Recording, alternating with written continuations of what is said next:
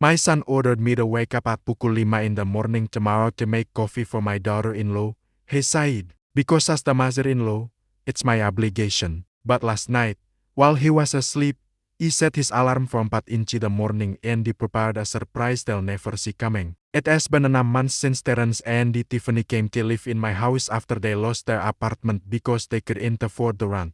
My son had lost his job at a commercial roofing company where he was making about $600 a week.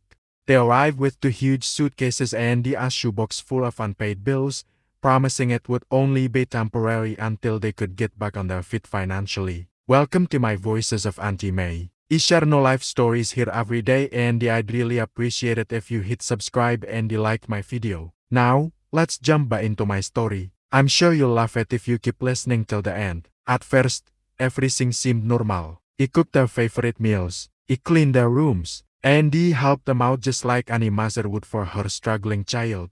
Terence seemed grateful, and Tiffany even helped me wash the dishes after dinner. He even started to think it was nice having company in this house, which had been so empty since my husband Marcus passed away 3 years ago. But little by little, Terence started to change. First, they were small orders disguised as kind requests. They asked me to do the laundry because Tiffany was too tired from looking for work all day. Then, he asked me to cook only his favorite comfort foods because he needed to feel better emotionally to face job interviews. Next, he asked me to clean the room every single day because Tiffany was apparently allergic to dust. Things got strange when Terence started talking to me like he was his personal employee. He no more longer said please or thank you when he served his food. His orders came out dry and direct during dinner, while Tiffany nodded along as if everything was completely normal. He did tell me he had to wash his clothes with a special softener that cost $2 a bottle. He demanded he cook specific cuts of meat that cost $25 a pound. He ordered me to clean the entire house every day just in case his friends decided to visit. And like a fool, he obeyed everything, truly believing it was my duty to help my son until he got back on track. Last month, Terence found a new job at an insurance company where he makes $400 a week. Tiffany also found a part-time job at a local hair studio making $200 a week. Between the two of them, they have an income of $600 per week, enough to rent a small apartment and start over. But they haven't left my house. In fact, their behavior toward me has gotten worse. Last night was the final straw. After dinner, roast chicken that he had cooked with my own hands and he paid for with my social security check of $1,000 a month. Terence stood up from the table, looked me straight in the eye, and he told me with a coldness that froze my blood that tomorrow he had to wake up at 5 in the morning to prepare milk and coffee for Tiffany in bed along with French toast and fresh fruit. He said she was used to an early breakfast, and since she was the mother-in-law, it was my obligation.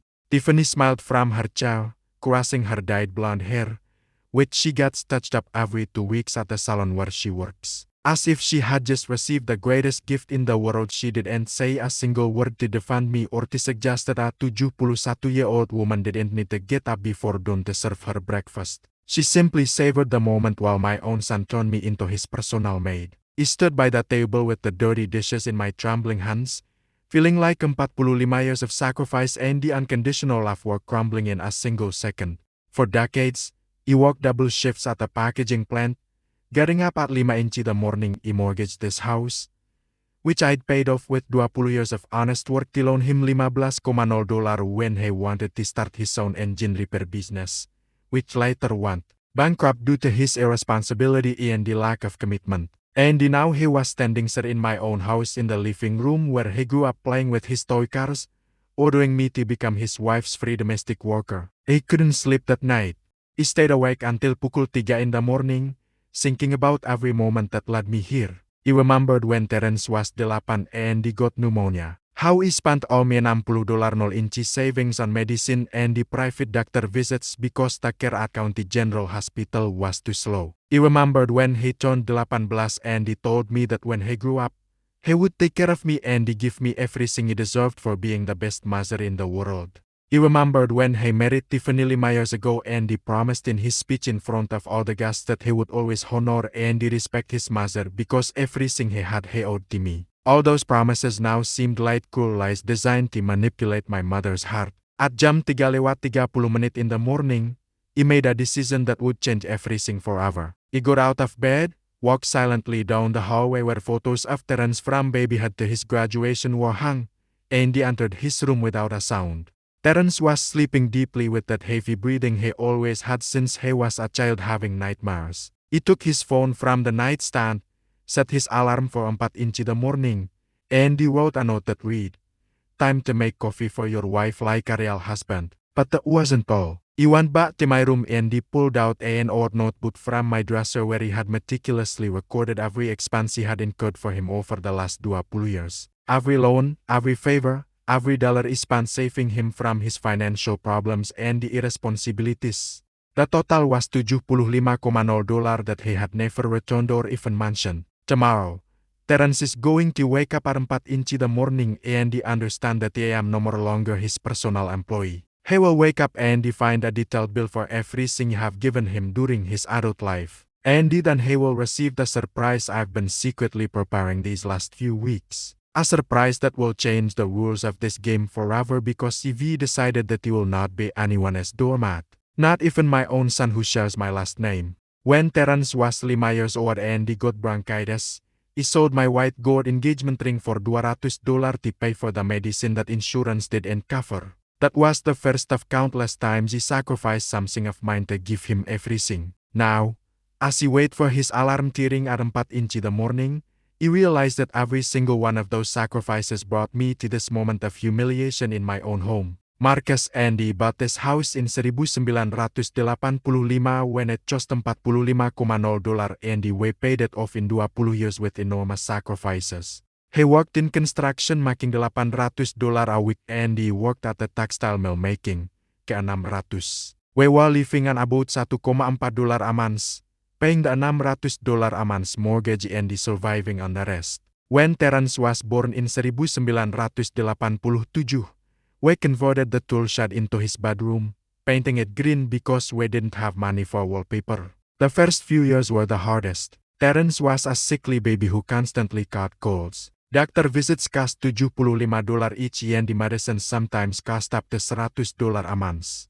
Marcus worked extra shifts on weekends to earn extra money and he stopped buying new clothes for 3 years so he could pay for everything Terence needed. When Terence turned 10, Marcus had an accident at the site and he was out of work for 4 months. He worked double shifts at the factory from pukul 5 in the morning until 10 at night making $400 a week. Terence was left alone at home after school. And when he got home at 11 at night, he always found him asleep on the sofa waiting for me. He would leave dinner prepared in the refrigerator with a note telling him how much he loved him.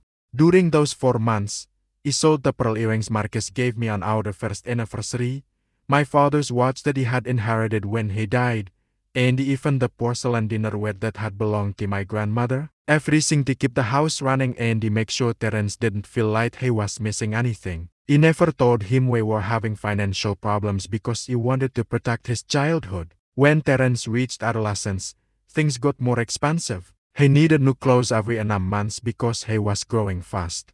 And the athletic sneakers he wanted cost $120 a pair. His schoolmates had video games and new bikes. And Terence would come home asking me why he couldn't have the same things. Marcus and decided our son wasn't going to feel inferior to anyone. We worked extra shifts for a full year to buy him the $500 mountain bike, the $400 video game console, and the name brand clothes his friends wore. He stopped going to the hair studio and he started cutting my own hair to save $60 a month spent on my personal upkeep.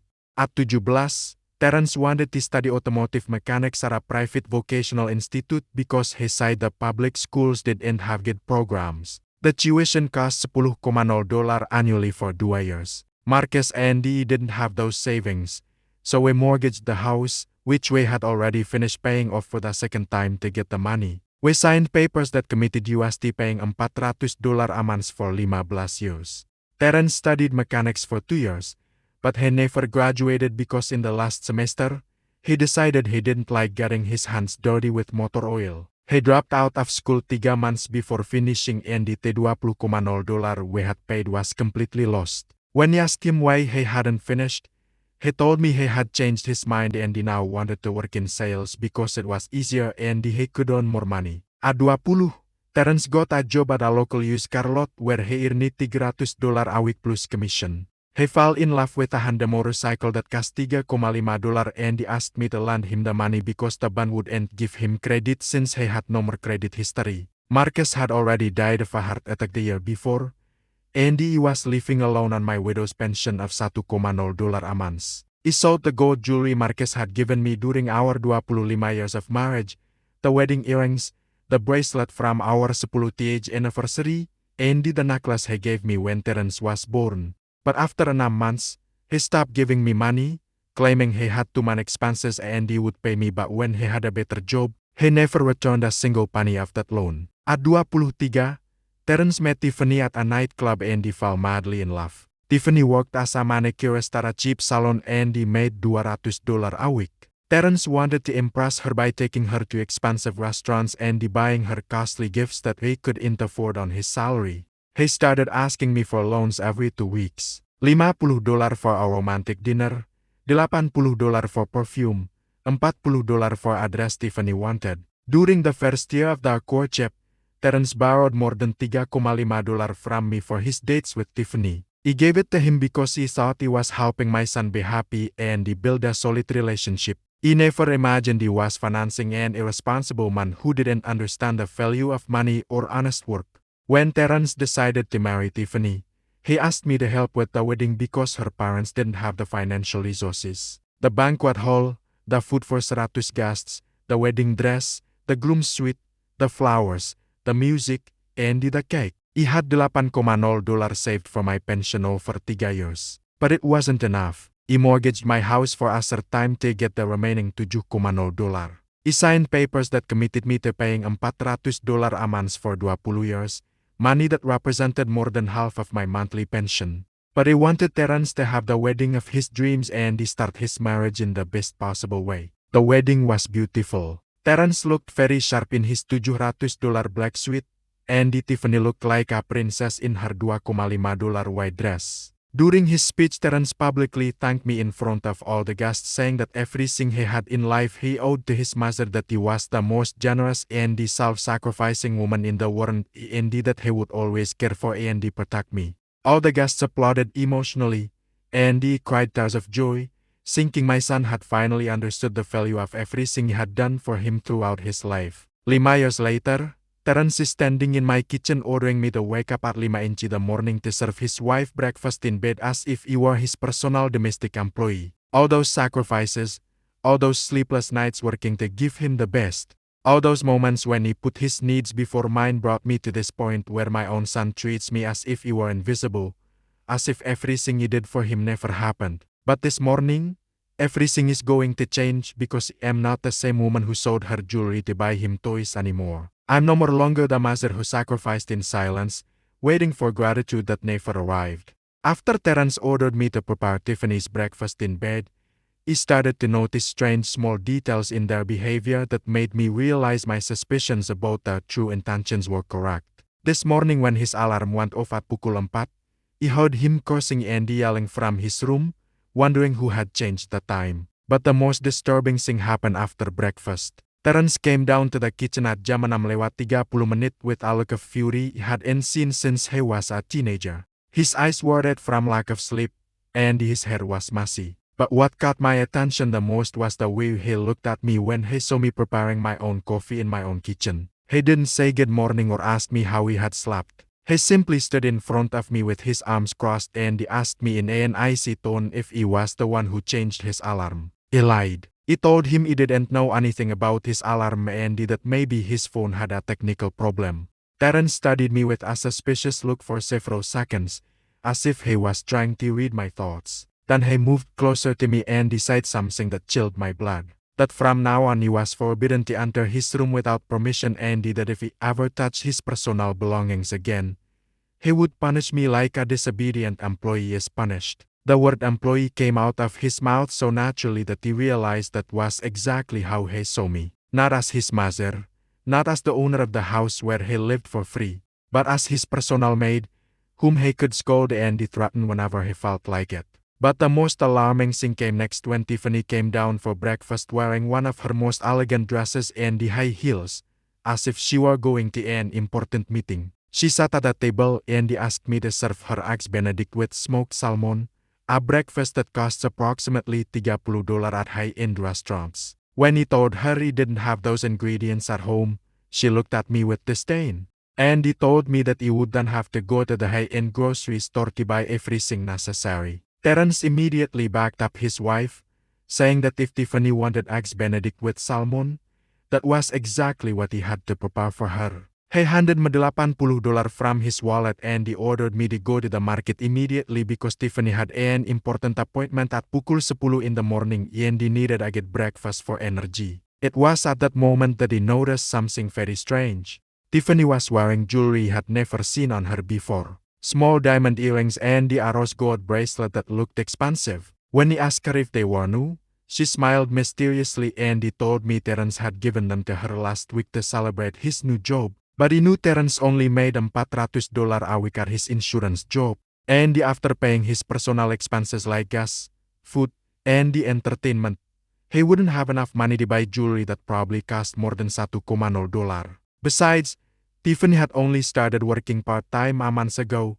and her $200 weekly salary barely covered her transportation and the lunch expenses. As he walked to the high-end grocery store with the $8 in my purse, he started putting together strange situations that had been happening in my house for the last few weeks. Last week, he found bills from expensive restaurants in the trash. A dinner at an Italian restaurant that costs $120, another at a steakhouse that costs $110, and he served at a cocktail bar that costs $90. In total, they had spent $3.20 in a single week on entertainment. He had also noticed that Terence and Tiffany received online shopping packages almost every day. New clothes, shoes, perfumes, hair accessories for Tiffany, and even an espresso machine that cost $500, which they installed in their room so they wouldn't have to come down to the kitchen in the mornings. When he asked them how they could afford so many purchases, Terence told me they had received a bonus at their jobs and they deserved to treat themselves after so many months of difficulty. But something didn't add up in that explanation. If they had so much extra money for expensive restaurants and the unnecessary purchases, why were they still living in my house without paying any rent, utilities, or food? Why hadn't they moved into their own apartment as they had promised when they arrived? At the grocery store while buying the smoked salmon, which cost $35 a pound, and the ingredients for the Holland sauce, he realized that Terence and Tiffany had found the perfect situation. Living for free in a comfortable house with a free domestic worker who cooked, cleaned, and catered to their every need, while they spent all their income on personal luxuries and the entertainment. When he returned home, he heard voices in Terence's room and he decided to listen from the hallway. Tiffany was talking on the phone with someone, and what he heard confirmed my worst suspicions. She was telling the person on the other end of the line that she had found the perfect way to save money for the trip to Europe they wanted to take in December. By living with the mother-in-law, they didn't have to pay rent, utilities, or food, and they also had full 24-hour domestic service. Then he heard Tiffany's cool laugh as she told her friend how Terence had managed to convince me that it was my obligation as a mother-in-law to attend to her like a queen. She literally said that he was so naive and manipulative that they could probably stay in my house for years without paying anything while they saved all their money for a down payment on a house of their own in the future. The most painful part was hearing Tiffany say that Terence had calculated they could save $1. $800 a month living with me for free and that in 2 years they would have enough money for the down payment on a $2,000 house. Essentially, they were using my home as their personal savings plan and they were using me as their free domestic employee. When he finished preparing the eggs Benedict with salmon and he took them to Tiffany on an elegant tray, she didn't even thank me. She took the first bite, made a face of disgust, and he told me that the Hollandaise sauce was too thick and that they had to prepare it again because she couldn't eat it like that. Terence, who was sitting in bed checking his phone, looked up and he told me that he better learn to cook properly because Tiffany had a refined palate and he couldn't eat poorly prepared food. He ordered me to go back to the kitchen and make another sauce and not to return this time until it was perfect. He went down to the kitchen with the tray in my trembling hands, feeling the humiliation burn inside me like acid. While preparing the second Holland sauce, he understood with total clarity that Terence and Tiffany had no more intention of moving out of my house. They had turned my home into the personal hotel with free full service, and they had turned me into the private maid. But what they didn't know was that during those 2 hours it took me to go to the grocery store and prepare a gourmet breakfast, he had made a decision that would change everything. He wasn't going to continue being the silent victim of their selfish and cruel plan. That afternoon, when Terence and Tiffany left the house for their respective jobs, he took out my phone book and he looked up the number for Brenda Hayes, my old neighbor who had moved downtown last year. Brenda had been my confidant during the hardest years after Marcus died, and he knew she was the only person who would tell me the truth without sugarcoating the words. It was time to ask for help and advice because he couldn't face this situation, which had grown larger than my capacity for tolerance alone. He called Brenda Hayes that afternoon while Terence and Tiffany were at work, and what she told me on the phone opened my eyes in a way I never imagined possible. Brenda had gone through a similar situation with her older son Lima years ago, and she told me details that made me realize he wasn't the only mother who had been turned into a free domestic worker by her own children. Brenda explained that when adult children return home to live with their mothers after financial failures, they often develop a mentality that they deserve to be treated like hotel guests, especially if the mother is a widow living alone. She told me she had seen cases where children went to the extreme of charging their own mother as rent to live in the houses they themselves had paid for over decades. When he told her about the order to wake up at pukul 5 in the morning to make coffee for Tiffany, Brenda fell silent for several seconds. Then she said something that hit me like a hammer. That this wasn't the behavior of a son going through temporary difficulties, but of a manipulator who had found the perfect way to live without responsibilities while emotionally exploiting his mother. Brenda suggested that he start documenting everything that was happening in my house. She told me to write down every order they gave me, every expense they made me incur, and every sign of disrespect they received in a notebook. She also advised me to start investigating my legal rights as the owner of the property where they lived without paying rent. That night, after serving the dinner, which consisted of $25 a pound roast beef that Terence had specifically demanded, he started my documentation notebook. He wrote down the date, time, and he described every event of the day. The changed alarm, the order for the gourmet breakfast, the $35 salmon purchase, the humiliation of having to redo the Holland sauce, and the conversations he had overheard about their savings plans at my expense. The next day, things got considerably worse. Terence came home from work at pukul 5 in the afternoon with a completely different attitude. He sat in the living room of my house as if he owned the place, and he called me over to talk to him. When he approached, he handed me a handwritten sheet of paper and he told me he had prepared a list of my new responsibilities as a housekeeper. The list included things that seemed completely irrational to me. Wake up every day at 5 in the morning to prepare Tiffany's gourmet breakfast. Clean the room every day, including making the bed and hand-washing her underwear. Iron all their clothes on Sundays. Do the grocery shopping every Tuesday and Friday, buying only high-quality ingredients. Cook 3-course dinners every night and keep the house impeccable 24 hours a day in case of unexpected visitors. But the most outrageous thing on the list was the last point, that he had to ask permission before using the television room after 2 at night, because that was the time Terence and Tiffany wanted to have privacy to relax after their work days. When he finished writing the list, he looked up and he saw Terence waiting for my response with an expression of authority that was completely unrecognizable. This wasn't the child he had raised with so much love and sacrifice. This was a stranger who had decided to turn his own mother into his personal employee. He asked him if he was serious, and Terence answered with a coldness that shook my breath. He told me that he and Tiffany had been very generous with me by allowing me to live in the same house as them. But if he wanted to continue enjoying their company, he had to understand my place and my responsibilities. Tiffany appeared at that moment coming down the stairs dressed in an outfit that had probably cost $200. She approached Terence, kissed him on the cheek, and he looked at me with a smile that seemed sweet, but had something malicious in her eyes. She asked me if he had reviewed the chore list, and when he said yes, she told me she hoped he understood that they needed a certain level of comfort and service to feel comfortable in the house.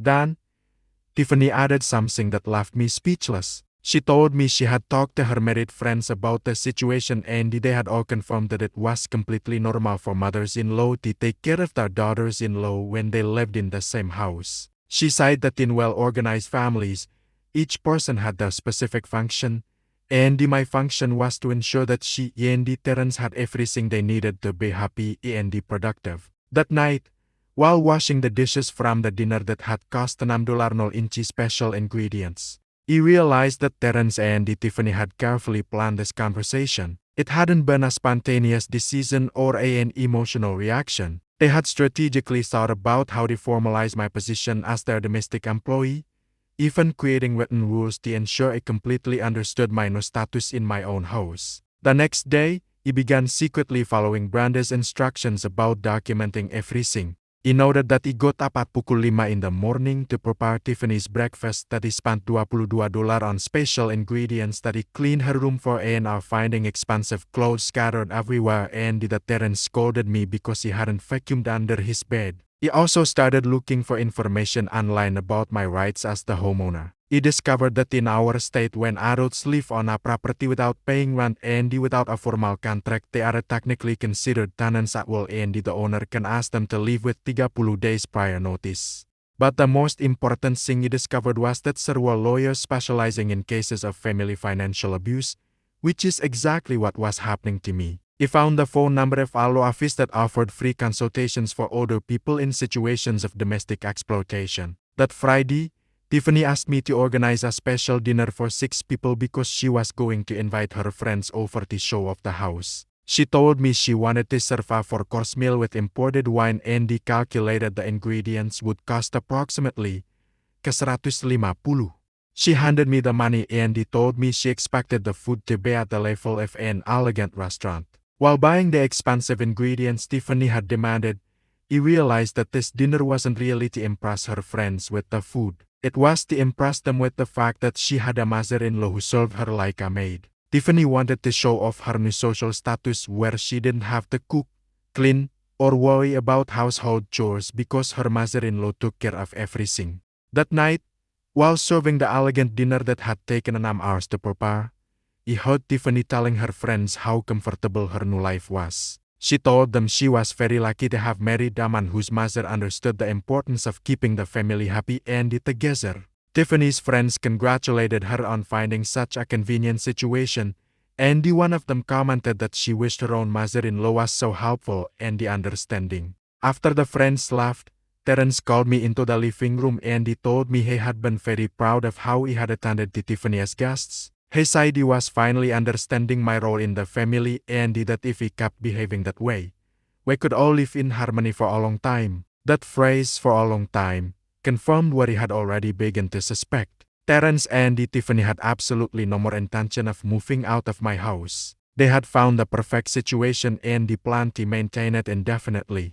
That night, after washing all the fine dishes and cleaning the kitchen, which looked like a war zone, he sat on my bed with a documentation notebook and wrote down everything he had observed during dinner. He also noted the comments he had heard and the expressions of satisfaction on Terence and Tiffany's faces. But the most important thing he wrote was my final decision. The following Monday, he was going to call the lawyer specializing in family financial abuse to schedule a free consultation. He had endured enough humiliation and exploitation in my own home. It was time to seek professional legal help to reclaim my dignity in my home. On Monday morning, after serving the gourmet breakfast, which had already become a humiliating routine, he called the law firm he had found online and scheduled an appointment for that same afternoon. But before he could leave the house, he received a completely unexpected visit that changed everything. Brenda Hayes appeared at my door with a serious expression on her face and a manila folder under her arm. Brenda told me she had been thinking about our phone conversation all week and had decided to investigate a few things about Terence and Tiffany on her own. She asked me to sit down in the kitchen because she had very important information to share with me. Information he needed to know before making any legal decisions. The first thing Brenda showed me was a series of printed photos she had taken with her phone from her car the previous weekend. The photos clearly showed Terence and Tiffany leaving a luxury car dealership on Saturday afternoon. In one of the photos, spoken to Denise Williams, An old co-worker from the textile mill who now worked at the bank where Terence had applied for the car loan. Denise had told her that Terence had lied on his credit application, claiming he lived in a home he owned free of a mortgage and valued at $200,000, and that he had no more rent or utility expenses because he was the homeowner. Essentially, Terence had used my house and my financial stability as collateral to get bank credit without my knowledge or authorization. He had presented documents where he appeared as the owner of my property and he had calculated his disposable income based on the fact that he was living completely free of charges thanks to me. Brenda then showed me a copy of Terence's credit report that Denise had obtained unofficially. The report showed that over the last 9 months, Terence had applied for and obtained 4 different credit cards with total limits of $30,000, and he had lied on all the applications about his living situation. Most alarming was that Terence had used my address as his permanent residence on all official documents, but had declared that he was the owner of the house. This meant that if he couldn't pay his debts, the banks and the credit card companies could legally come after my property to recover the money. Next, Brenda handed me a series of receipts she had found in the dumpster in the alley behind my house when she had come to visit me the week before. The receipts showed extravagant purchases Terence and Tiffany had made in the last 2 months. $500 at a luxury spa for Tiffany, $400 on designer clothes for Terence, $300 for a romantic dinner to celebrate our wedding anniversary. And even $250 for a professional photo shoot they had taken to update their social media profiles. In total, the receipts added up to more than $1,450 in luxury expenses over the last 2 months, while they lived completely free in my house and forced me to spend my own pension on gourmet food for them. But the most devastating information Brenda had discovered came when she showed me a screenshot of a text message conversation from her niece, Jasmine Evans, who worked at the same insurance company as Terence. Jasmine had overheard a conversation between Terence and his co-workers where Terence had bragged about finding the perfect way to live like a millionaire on a middle-class salary. In the conversation, Terence had told his colleagues that he calculated that by living for free with his mother, he could save $1,800 a month, which he used for investments and luxury purchases. He had literally told them that his mother was so manipulable and guilt-ridden that he could probably maintain the situation for years, especially because she felt obligated to take care of him after all the sacrifices she had made for him during his childhood. The cruelest part of that conversation was when Terence had said that his mother was too old and sentimental to confront him and that he had learned exactly which emotional buttons to push to keep her obedient and compliant. He had described his own mother as a useful tool for achieving his financial goals. After hearing all this information, he sat in my kitchen chair in complete silence for several minutes. He felt as if he had just woken up from a confusing dream and he realized he had been living a real nightmare. Everything he had interpreted as my son's temporary problems was actually an elaborate and malicious plan to exploit me financially and emotionally. Brenda took my hands and told me she understood exactly what he was feeling because she had gone through something similar when she discovered her older son had been stealing money from her bank accounts for 2 years. She told me the hardest thing about these situations is accepting that the children we raised with so much love can become capable of hurting you so deeply. But then Brenda told me something that gave me strength, that he had more power than he thought to change the situation. She explained that as the legal homeowner, he had the absolute right to ask them to leave regardless of whether they were my family. She said that a mother's love didn't mean accepting abuse and that protecting myself was not selfishness, but survival. Brenda accompanied me to the appointment with the lawyer that afternoon. Attorney Thomas Ballos received me in his office very kindly and he explained my legal options in detail. He confirmed that Terence had committed bank fraud by using my property as collateral without my authorization and that he could press criminal charges against him if he wished. But the lawyer also offered a more direct and less traumatic solution, a formal eviction process that would allow me to reclaim my house in 30 days, without having to involve the police or create a public scandal. He explained that the process would cost $900 in legal fees, and that he would personally handle the delivery of all official notifications. When I returned home that evening, Terence and Tiffany were in the living room watching television and eating pizza they had ordered without, asking me if I wanted anything different for dinner. They treated me as if I were invisible when I entered, and Terrence didn't even look up from the television as I passed by him. That night, after they went to sleep, I sat at my kitchen table with all the documents the lawyer had given me to review.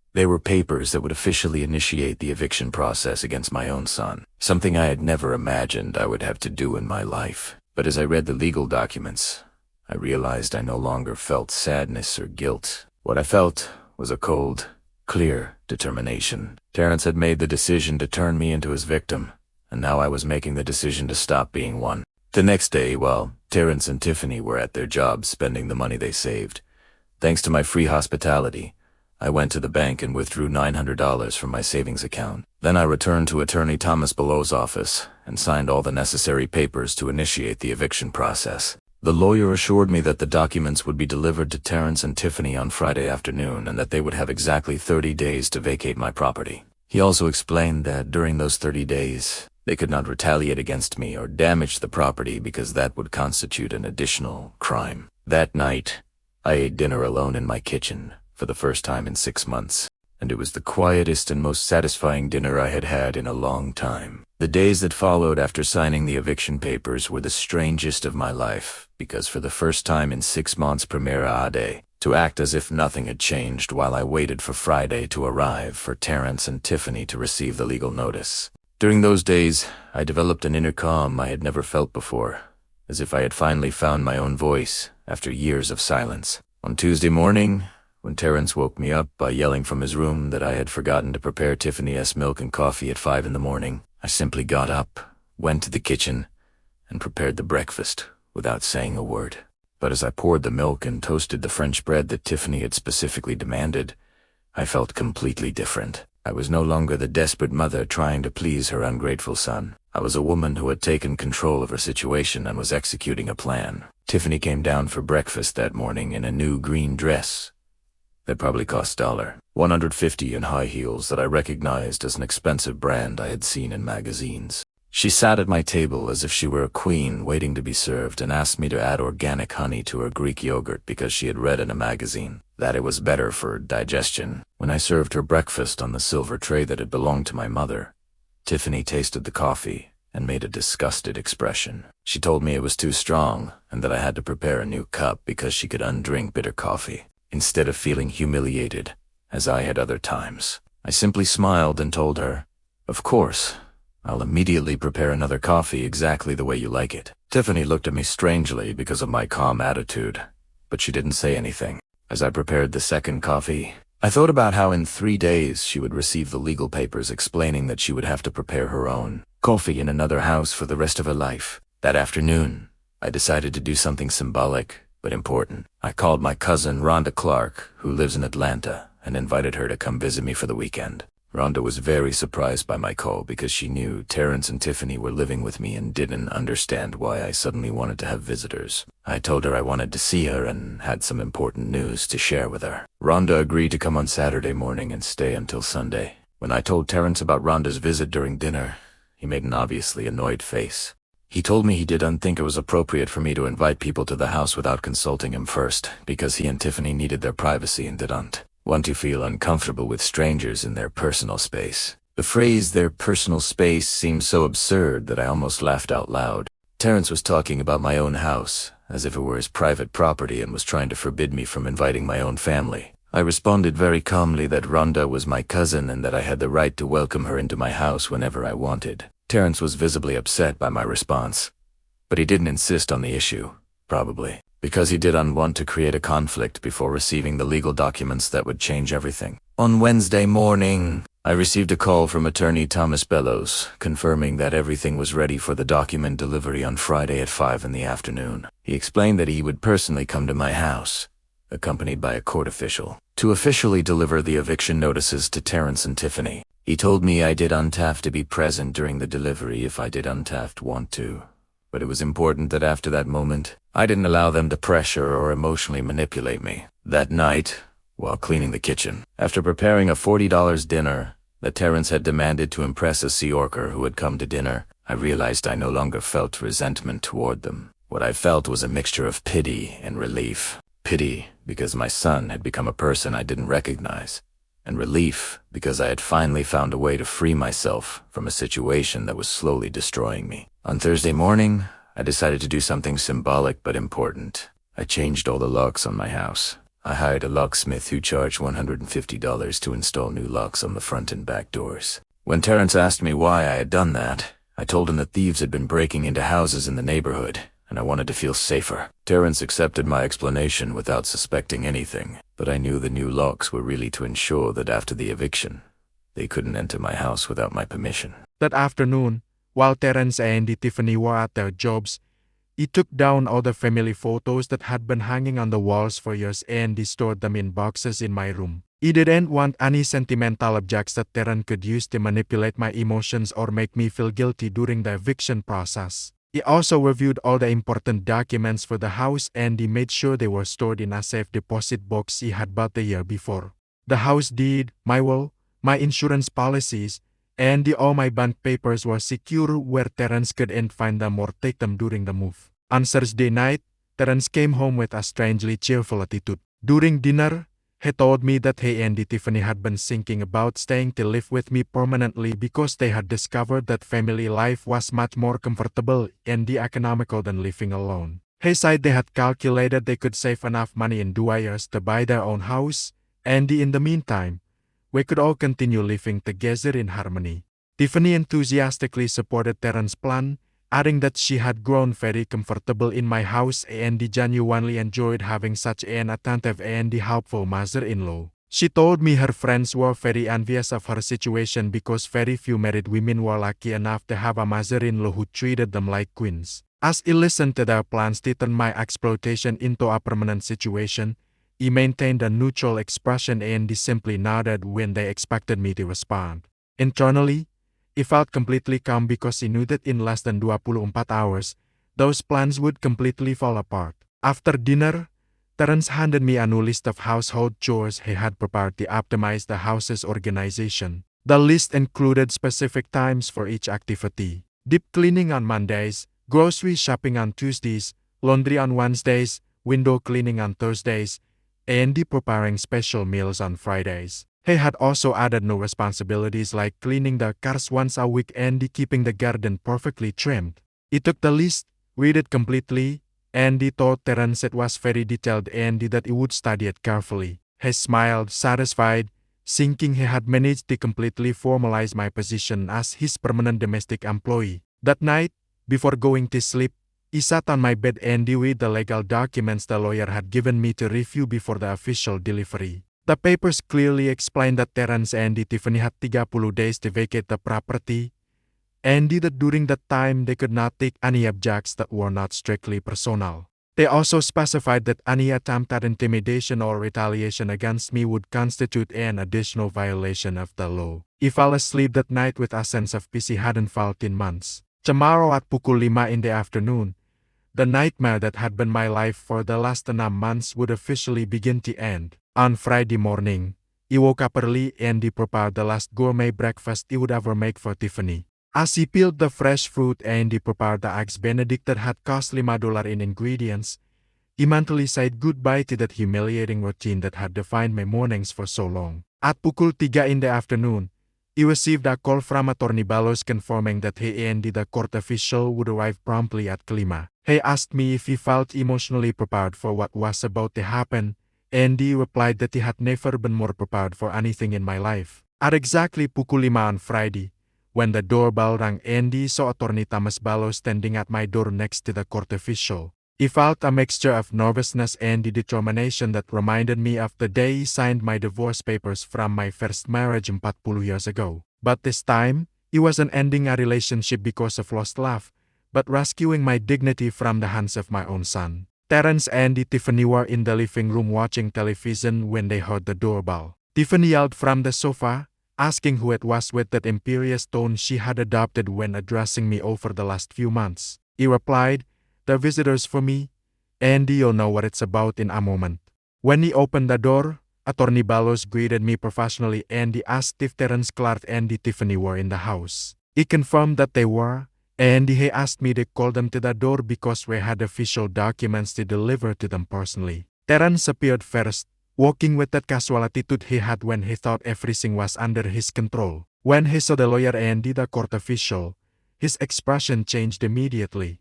He approached the door with a confused look and he asked me what was going on. I simply told him, "These people have something important to tell you." Attorney Bellows formally introduced himself and he handed Terence the manila envelope with the eviction documents. He explained that Terence had 30 calendar days to vacate the property along with all his belongings and that if he did not comply voluntarily with the order, a forced eviction would proceed, which would include police intervention. Terence took the envelope with trembling hands and he opened it immediately. As he read the documents, his face went from confusion to shock and a fury he had never seen on him in my entire life. He looked up at me and he shouted, "Are you responsible for this?" I replied very calmly, "Yes, I hired the attorney to reclaim my house." At that moment, Tiffany came running from the living room asking what was happening and why Terence was yelling. When Terence showed her the legal papers, Tiffany became completely hysterical. She started screaming that this had to be a mistake, that I couldn't kick them out of the house because they were family, and that surely someone had made a legal error. The court official patiently explained to Tiffany that there was no more mistake, that the documents had been correctly processed by the court system and that as tenants at will without a lease or legal rights to the property, they were required to comply with the eviction order. Terence looked at me with an expression that mixed disbelief and betrayal. He asked me, "How could you do this to your own son after everything he's done for you?" The irony of that question was so absurd that he almost laughed. He replied, "Precisely. Because you are my son, I expected you to treat me with respect in my own house, and you chose to turn me into your free domestic employee." Tiffany interrupted, screaming that he was an ungrateful old woman, that they had been very generous by keeping me company in my empty house, and that without them, I would be completely alone and depressed. She told me I should be thankful. They had decided to stay with me instead of moving me to a nursing home where I belong. That thread about the nursing home confirmed that Brenda had been right about Terence and Tiffany's long-term intentions. They not only wanted to exploit me as a domestic employee, but they had also considered the possibility of getting rid of me completely when I was no more longer useful to them. Terence tried to change strategy and adopt a more emotional tone. He told me he understood they might have made some mistakes in living together, but those problems could be resolved by talking like a civilized family. He pleaded with me to cancel the legal process and give them another chance to prove they could live together in harmony. He replied that they had already had enough months of opportunities and he had chosen to turn every day into a humiliation for me. I told him, a son who forces his 71-year-old mother to wake up at 5 in the morning to serve breakfast in bed to his wife does not deserve another opportunity. Attorney Bellows explained that they had the right to seek legal counsel if they wanted to dispute the order, but that as occupants without contractual rights to the property, they had very few legal options available. He also reminded them that any damage to the property during the next 30 days would constitute an additional criminal offense. After the lawyer and the official left, Terence and Tiffany remained standing in the living room with the documents in their hands as if they couldn't fully process what had happened. For several minutes, they said nothing, simply staring at each other with expressions of shock and confusion. Finally, Terence broke the silence. He told me he had made the biggest mistake of my life, that after this he would never forgive me, and that when he was old and sick, he couldn't count on him for anything. He threatened that he would never see my future grandchildren, and that he would tell the entire family how cruel and selfish he had been to him. Tiffany added that he would regret this decision when he realized how alone he would be without them. She said he had destroyed my own family for being a bitter old woman who didn't know how to appreciate the people who loved her. The threats and the insults hurt me, but they didn't make me doubt my decision. He responded that he preferred to be alone and in peace than accompanied and humiliated. He told them that a son who threatens his mother with taking away her grandchildren as punishment for defending her dignity was demonstrating exactly why he had made the right decision. That night, Terence and Tiffany locked themselves in their room and talked in low voices for hours. Occasionally, he heard shouting and arguments, but he couldn't make out the specific words. At 11 at night, Terence came out of the room and he came to the kitchen where he was reading a book. He sat down across from me and he adopted a completely different attitude. With a soft, controlled voice, He told me he had been thinking about the whole situation and he realized that perhaps they had been too demanding of me. He apologized for having been insensitive to my feelings and he promised that if he canceled the eviction, they would completely change their behavior. Terence proposed a new arrangement where they would pay $600 a month in rent, take care of their own meals, and the cleaning, and treat me with the respect he deserved as his mother and the homeowner. He said they had learned a very important lesson about gratitude and the family consideration. He told him he appreciated his apologies, but it was already too late for negotiations. He explained that their behavior over the last 6 months had shown me who he really was and that last-minute apologies could erase months of deliberate humiliation. Terence insisted for over an hour, alternating between emotional pleas and the promises of radical change. He reminded me of all the happy moments of his childhood, talked about the importance of keeping the family together, and he assured me that Tiffany was also willing to apologize and he completely changed her attitude. But he remained firm in my decision. He told him that the 30 days the law had given him were more than enough to find a new place to live and that he hoped he would use that time productively instead of trying to manipulate me into changing my mind. When Terence realized he wouldn't get me to change my decision, his mask of repentance completely dropped. He told me that he had become a selfish, heartless woman, that he had lost love for my own son, and that he would do everything possible to ensure he paid the consequences for my cruelty. He replied that the only consequences that mattered to me were recovering my peace and my dignity in my own house. He told him he had 30 days to live and that after that, he could live his life however he wanted, but away from me. He wanted to sleep that night feeling a mixture of sadness and relief. Sadness because the relationship with my son had reached this point of total breakdown, but relief because he had finally taken control of my own life. The following days after the delivery of the legal documents were like living in a Cold War zone inside my own house. Terence and Tiffany oscillated between desperate attempts at emotional manipulation and the direct attacks designed to make me feel guilty and change my decision. But for the first time in 6 months, he was in control of the situation, and they knew it. On Saturday morning, Tiffany appeared in the kitchen at jam 5:30 with eyes red from crying all night. She sat down across from me while he prepared my coffee and he began to speak to me in a broken voice that she had clearly rehearsed. She told me she had been thinking about the whole situation and he realized that maybe she had been too demanding of me during the last few months. Tiffany told me an elaborate story about her difficult childhood where her own mother-in-law had mistreated her when she married her first husband and that was why she had developed a defensive attitude toward maternal figures. She begged for my forgiveness with tears in her eyes, saying that he had been like the mother she never had and that the idea of losing me was destroying her emotionally.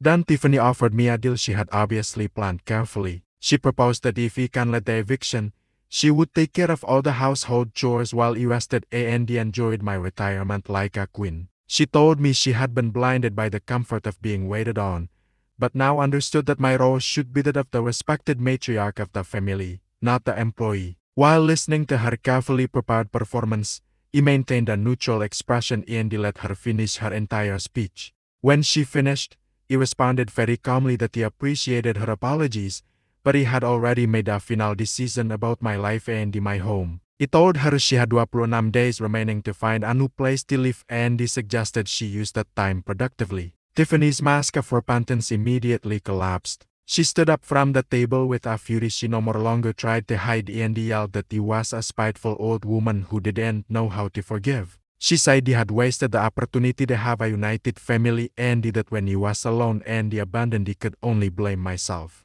That afternoon, Terence tried a different strategy. He came home with a $75 bottle of wine and the flowers that probably cost $50. He told me he wanted to cook a special dinner for the three of us as a way to celebrate the good times we had shared as a family. He asked me to sit in the living room while he and Tiffany prepared a meal that would demonstrate how much they valued me. For 2 hours, Terence and Tiffany worked in the kitchen, preparing an elaborate dinner that included imported meat, organic vegetables, and a dessert they had bought at an expensive bakery.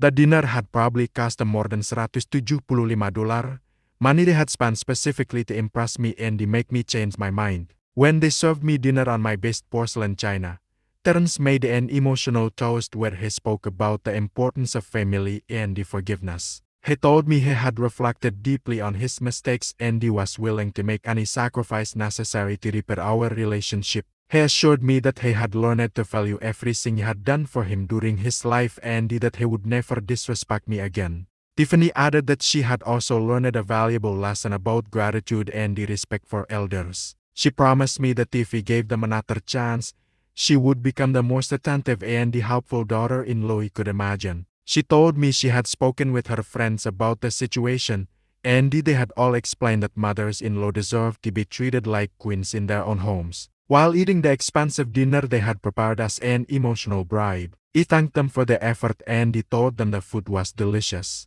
But he also confirmed that my decision remained the same and that no more special dinner would change the fact that they had to leave my house in 25 days. Terence's frustration was evident when he realized his reconciliation strategy hadn't worked. He abruptly got up from the table and he asked me, "What exactly do you want from us?" He replied simply that he wanted them to respect my decision and to leave my house when the legal deadline ended. On Sunday morning, my cousin Rhonda arrived as we had planned. When she saw the obvious tension in the house and the long faces of Terence and Tiffany, she immediately understood that something important had happened. During lunch, while Terence and Tiffany were in their room talking in low voices, he told Rhonda the whole story of the last 9 months and the decisions he had made. Rhonda listened without interrupting and when he finished my story, she took my hands and told me she was very proud of me for finding the courage to defend myself. She told me she had gone through a similar situation with her younger daughter 3 years ago and that making difficult decisions about family was sometimes the only way to preserve personal dignity. That afternoon, Terence tried to involve Rhonda in his manipulation efforts. He asked her to talk to me to make me understand how important it was to keep the family together, especially considering that he was an older woman who needed the support of her children. Terence told Rhonda that he had made some minor mistakes, but the eviction was an exaggerated reaction that would destroy our relationship forever. Rhonda patiently listened to Terence's arguments, but then she responded that as my cousin, she had observed for years how Estelle had sacrificed everything for his well-being. She told him that an adult son who turns his mother into a free domestic employee doesn't deserve understanding or second chances and that he should be grateful that Estelle had given him 30 days instead of kicking him out immediately.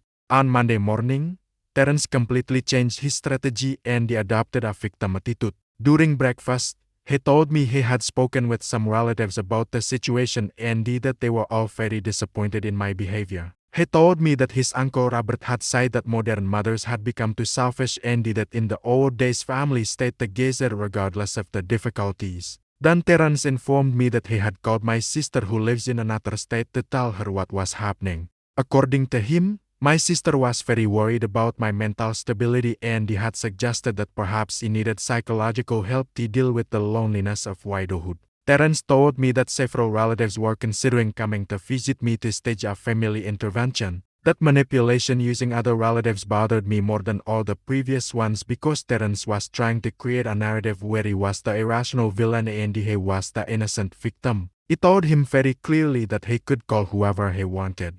But no more relative was going to change my decision because none of them had lived in my house for the last 9 months being treated like a domestic employee. On Tuesday, Terence adopted a strategy of financial intimidation. He told me he had been researching the cost of living for a single woman my age and that he had no more idea how expensive life had become. He explained that my $1.0 monthly pension was not enough to maintain a large house, especially considering the cost of utilities, maintenance, security, and the food.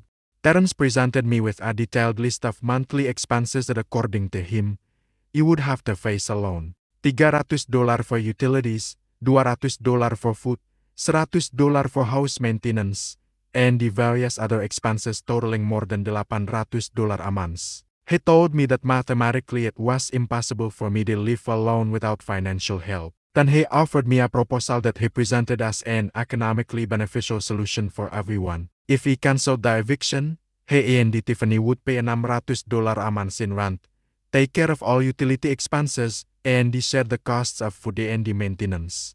He told me that from a financial point of view, It was a completely irrational decision to kick them out when they were willing to contribute financially. He replied that he had lived alone for 3 years after my husband's death and he had managed all the household expenses perfectly well with my pension and my savings. He told him that the difference between living alone and living with them was not economic but emotional, and that he preferred to eat beans every day in peace than to eat expensive meat in an environment of constant humiliation. On Wednesday night, Tiffany made her last desperate attempt at manipulation. She came to my room at 11 at night with an exaggerated look of sadness and told me she had something very important to confess. She sat on the edge of my bed and told me she was 9 weeks pregnant and had been waiting for the perfect moment to give me the news. Tiffany told me she had planned to announce the pregnancy during a special dinner the following month because she wanted me to be the first to know he was going to be a grandmother. With tears in her eyes,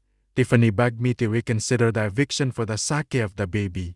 She said she couldn't bear the idea of raising her child away from his grandmother and that all children deserve to have a close relationship with their grandparents. She promised me that if he canceled the legal process, she would ensure he had a central role in the baby's life. He listened to her entire emotional confession without interrupting, but when she finished, he told her he regretted that she had decided to use a pregnancy as a tool for manipulation. He explained that if she was truly pregnant, that was an additional reason for her and Terran to find their own home where they could raise their child with independence and responsibility. He told her that a child needed parents who knew how to live autonomously, not parents who depended on emotionally exploiting a grandmother to maintain their lifestyle. He assured her that if the baby existed, he would be happy to meet and love him, but that would happen in my house during scheduled visits, not as a result of emotional blackmail. Tiffany left my room that night with an expression of total defeat, finally understanding that none of her strategies were going to work. On Thursday morning, Terrence and Tiffany officially began packing their belongings. He heard them moving around the house, gathering their things with a frantic and resentful energy. Occasionally, he heard sarcastic comments about how unfair and cruel he had been to them, but they no more longer tried to talk directly to me. While they packed, he sat in my kitchen with a cup of coffee, and for the first time in 9 months, he felt completely at peace in my own home. The day Terrence and Tiffany finally left my house was a Saturday in March, exactly 30 days after they received the legal documents.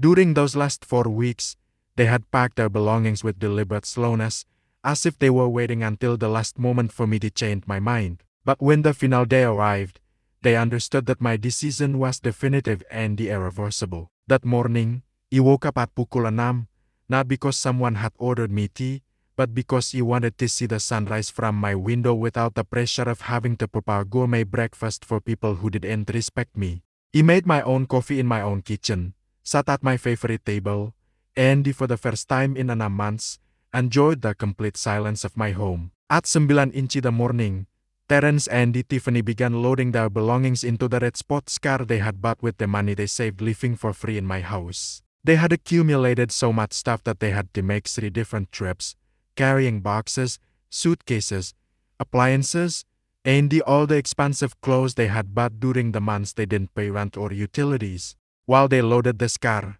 he remained seated in my living room reading a book without offering to help or say an emotional goodbye. They had 30 days to prepare for this moment, and he had 30 days to get used to the idea that my relationship with Terrence had changed forever. When Terrence came to return the house keys to me, he looked at me with a mixture of resentment and sadness that no longer affected me emotionally. He told me he hoped he was happy with my decision, because from now on he would have all the loneliness in the world to reflect on what he had lost. He assured me he would never forgive me for choosing my personal comfort over the well-being of the family. He replied that he was completely at peace with my decision and that he wished him the best in his new independent life. He told him that the doors of my house would always be open for him to visit me as my son, but they would never again be open for him to treat me as his domestic employee.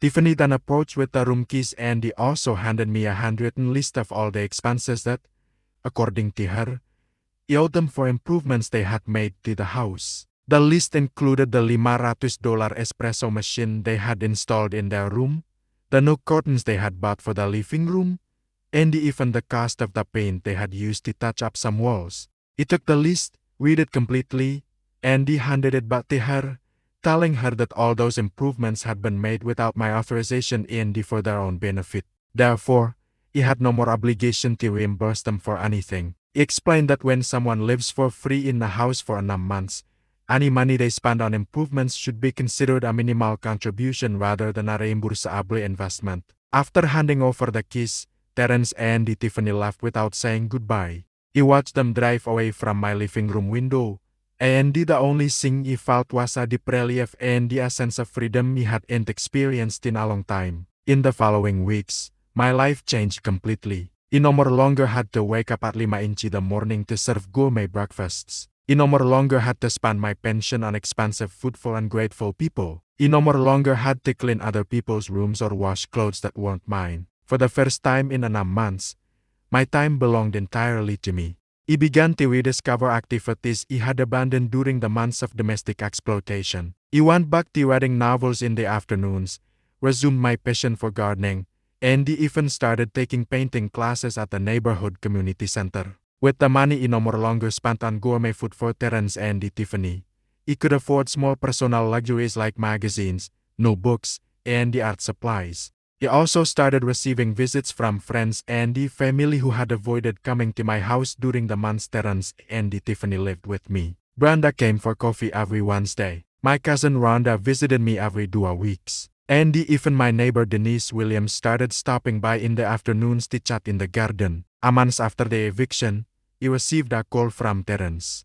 He told me he and Tiffany had rented a small apartment that cost them $1,2 a month and they were having financial difficulties paying the rent, utilities, and the food. He asked me for a $1,0 loan to help them with the moving expenses in their new home. He replied that he regretted their financial difficulties, but it was no more longer my financial responsibility to solve their adult problems. He suggested that he reduce his spending on entertainment and the unnecessary purchases and he learn to live within his real means. I told him that was an important lesson he should have learned a long time ago. Terence was upset by my refusal and he told me he had completely changed, that he had become a cold and insensitive woman. He replied that he hadn't changed. He had simply stopped allowing myself to be emotionally exploited. He explained that a mother's love did not mean constantly rescuing an adult child from the consequences of his own irresponsible decisions. 2 months after the eviction, Tiffany called me to tell me she was truly pregnant and wanted me to be present in the baby's life as a grandmother. She invited me to lunch at a restaurant to talk about how we could rebuild our family relationship now that there was a grandson involved. He accepted the invitation because he genuinely wanted to meet my future grandson. But he made my conditions very clear. He told her he would be happy to be a loving grandmother, but that would happen on my terms and in my house during scheduled visits. He explained that he would not become a free babysitter or a domestic employee again, no more matter how many grandchildren they had. Tiffany accepted my conditions because she needed financial and emotional support during the pregnancy, but he could see in her eyes that she hadn't truly learned the lesson. She still thought she could eventually manipulate me back into the previous situation, using the baby as an emotional tool. 9 months after reclaiming my house, my life had found a balance and the peace he hadn't felt in years. He had learned that setting clear boundaries was not cruelty, but emotional survival. He had discovered that chosen solitude was infinitely better than toxic company. And he had understood that true love for children sometimes requires letting them face the consequences of their actions. Now when he wake up every morning in my own house at the time he decide to prepare the breakfast he want to eat, I feel grateful for having found the courage to defend myself. I am no more longer anyone's free domestic employee. I am Estelle Clark, a 71-year-old woman who recovered her dignity and her home. To all the women who are listening to me and who may be going through similar situations, I want to tell you that it's never too late to stand up for yourself, that a mother's love doesn't mean accepting abuse, and that we deserve respect in our own homes, no more matter how old we are. If my story helped you reflect on your own lives, you would make me very happy by leaving a comment telling me what you think. And if you know any woman who needs to hear these words, please share this video so it reaches more people who may need to find their own voice. Thank you for joining me in this story.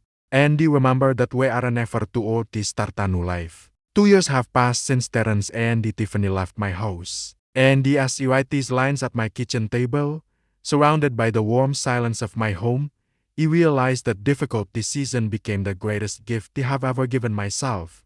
Today is my 73rd birthday, and for the first time in decades I am celebrating it exactly how I want, with a cup of freshly brewed coffee, a piece of cake, but just for myself, and the deep satisfaction of knowing that every moment of my day belongs entirely to me. The story of my grandson Azra began 4 months after the eviction, when Tiffany gave birth to a beautiful baby who came into the world with the curious eyes of his grandfather Marcus. From the beginning, he set clear rules about my participation as a grandmother. Visits on Sunday afternoons for 2 hours, always at my house, and never as an emergency babysitter or free caregiver. Terence and Tiffany tried several times to convince me to look after the baby while they worked, offering me barely $150 a week for 40 hours of child care, but I held my boundaries firm. The first year was financially difficult for them. Terence lost his job at the insurance company because Way was constantly late, exhausted by sleepless nights with the baby and the financial pressure of maintaining an apartment. Tiffany had to return to work 2 months after giving birth, making barely $200 a week at a cheap hair studio. Between the two of them, they barely managed $1,4 a month, which was not enough for the $1,2 rent, $30 non-inci utilities, $600 for food, and the $400 for baby expenses. Every time they called me asking for financial help, I responded with practical suggestions. Move to a cheaper apartment, look for additional part-time jobs, sell the sports car they were still paying $700 a month for, or cut unnecessary expenses like cable, television, and the restaurant meals. But instead of making sacrifices, they preferred to keep asking for financial rescues that he was no longer willing to provide. The most surprising transformation happened during the second year. Terence finally got a stable job at a construction company where he made $1,0 a week, but only after the band threatened to repossess the sports car due to late payments. Tiffany increased her income to $300 a week working at a more established salon. And together, they began to live within their real means for the first time in their adult lives. Little by little, Terence began to treat me with a respect he hadn't shown in years. During our Sunday visits, he arrived punctually. He thanked me for my time with Azra, and he even started asking me about my life and my activities. He never apologized directly for the months of domestic exploitation, but his behavior clearly changed. Tiffany, on the other hand, maintained a forced courtesy that made it clear she still blamed me for their financial difficulties. My personal life flourished in ways he hadn't anticipated. With the financial freedom of not supporting 2 parasitic adults, I could afford small luxuries that had been out of my reach for years. I joined a gym for older adults that cost $50 a month, where I met wonderful friends like Joanna Munoz, a 75-year-old widow who became my workout partner and confidant. I also resumed my passion for sewing, buying an $500 machine that allows me to create my own dresses and repair clothes for my neighbors in exchange for small amounts of money. This extra income, although modest, gives me a sense of economic independence that I had lost during the years of excessive spending supporting Terence. My garden became my favorite refuge. I invested $30 non-inci new plants, gardening tools, and the vegetable seeds that now provide me with fresh tomatoes, lettuce, and the herbs all year round. The mornings he used to spend preparing gourmet breakfasts for ungrateful people, he now spent watering my plants and enjoying the birdsong from the trees Marcus and planted. My relationship with Brenda deepened into a genuine friendship based on shared experiences and mutual respect. We meet every Wednesday for lunch and talk about our lives without the pressure of solving the problems of adult irresponsible children. Brenda told me that her older son, after being kicked out of her house 5 years ago, now has a thriving appliance repair business and visits her regularly with respect and gratitude. One of the most gratifying surprises of the last year was reconnecting with relatives he had lost touch with during the chaotic years of constantly rescuing Terence from his financial problems. My cousin Rhonda Clark, who lives in Atlanta, started visiting me every 3 months, and we discovered we share a passion for history books and mystery novels. During her visits, we explore local museums, attend lectures at the library, Andy enjoy intellectual conversations that remind me how intelligent and educated I am when I am not being treated as a domestic employee. The most liberating aspect of my new life is managing my money. My $1,0 monthly pension, which once seemed insufficient when supporting 3 people, now allows me to live comfortably and even save $100 every month. I have accumulated $1,5 in Chia savings account that I use for medical emergencies and the occasional small trips. Last year, I was able to afford a 4-day trip to the mountains with a group of older women from the community center. That trip cost $450, including transportation, hotel, and the meals. It was the first time in decades I had spent money on my own entertainment without feeling guilty for not saving to rescue Terence from his next financial crisis. My physical and mental health improved remarkably during these 2 years. The chronic stress of living in an emotionally exploitative environment had affected my blood pressure and sleep pattern. Now I sleep 8 full hours every night. My blood pressure normalized and I have energy for activities I had abandoned. The gym exercises helped me maintain my mobility and strength. And the yoga classes taught me relaxation techniques that I use when I occasionally feel anxiety about the future. The relationship with my grandson Ezra developed naturally and lovingly within the boundaries he set. Every Sunday afternoon, he arrives at my house with bright eyes and smiles that fill my heart with genuine joy. We have created special rituals. We read stories in my favorite rocking chair. We play with building blocks on the living room rug. And he helps me water the garden plants with a small watering can bought specifically for him. Most importantly, Ezra knows me as his loving grandmother, but not as his emergency caregiver. When Terence and Tiffany have social commitments or work issues, they look for paid sitters instead of pressuring me to change my plans. This healthy dynamic allows me to enjoy my grandson without the resentment he would have developed if they had turned me into a free caregiver. 9 months ago, Terence surprised me with a conversation he never expected. During one of our Sunday visits after Ezra fell asleep in my arms, Terence told me he had been reflecting on the months he lived in my house and he finally understood why he had made the decision to kick him out. He said that facing his own responsibilities as a father and husband,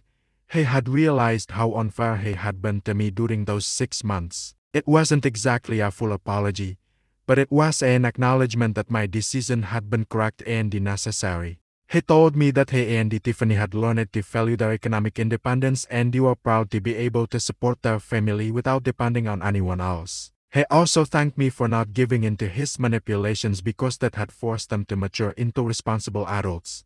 Tiffany, although less expressive in her feelings, also began to treat me with a genuine cordiality that contrasts dramatically with the imperious attitude she had when she lived in my house. During Sunday visits, she and I have found conversation topics that go beyond Ezra. We talk about our jobs, our wedding, and even exchange cooking recipes. The deepest aspect of my personal transformation has been rediscovering my own identity beyond the role of the self-sacrificing mother. For decades, I defined my personal worth in terms of how much I could give and sacrifice for my son. But now I understand that my emotional well-being and personal dignity are equally important.